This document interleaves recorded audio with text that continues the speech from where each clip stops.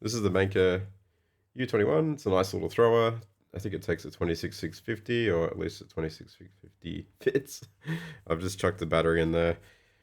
You notice that switch has broken. So yeah, common issue with the U21 is there's a little metal cover and that kind of falls off after a lot of use. So that switch can stop, well, it can fall apart essentially. So if I grab the tweezers and yeah, I can turn it on by using some tweezers, which is not ideal. So let's go ahead and replace the switch. Let's clean it a little bit. Use a bit of isopropyl.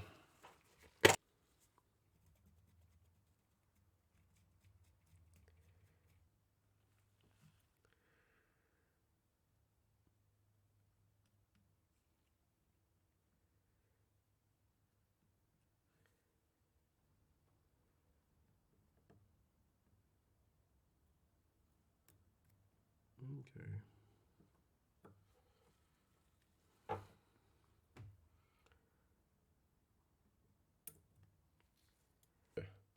So that's the switch. There's a missing part in the middle. There's supposed to be a cover, so that's why it's not working.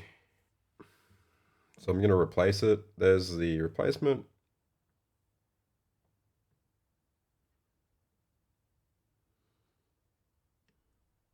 Can never have too much flux. Put this in.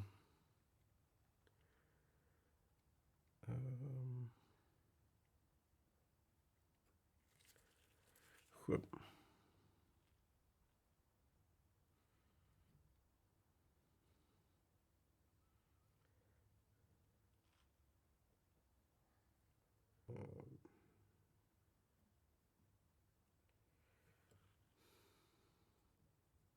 That's the replacement button.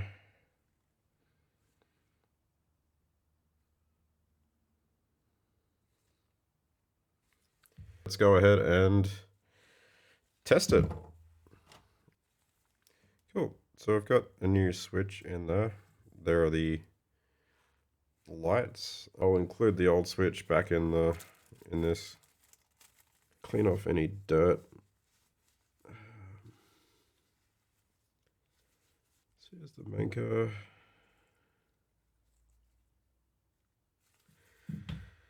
So I won't put alcohol on that because it might damage it. I'll just wipe some dirt off. I'm not gonna use alcohol on it.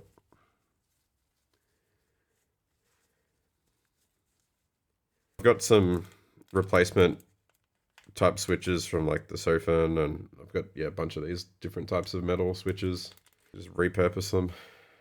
So I've got spare parts. As long as it fits and works properly, then you don't need to tuck your torch out. It'll be perfectly fine.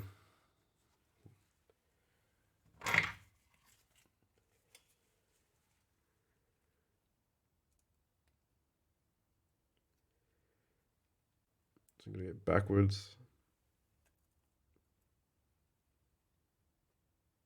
And just try and find the edge. Yeah, I should have realized that.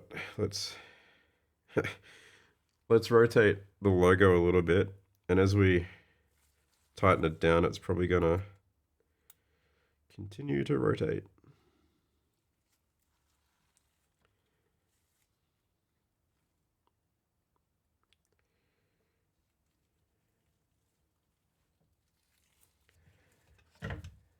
Check the voltage. I think it's 4.2. 4.18. That's pretty good.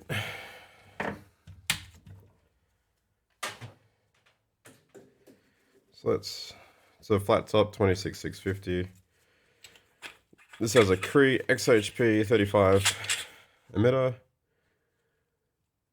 If you can see that.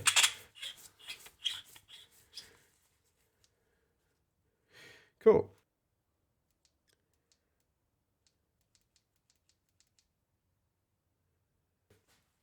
This is the Manker U21. I've changed the switch, and yeah, I'll go and check the user interface and make sure that that's working. Thanks for watching.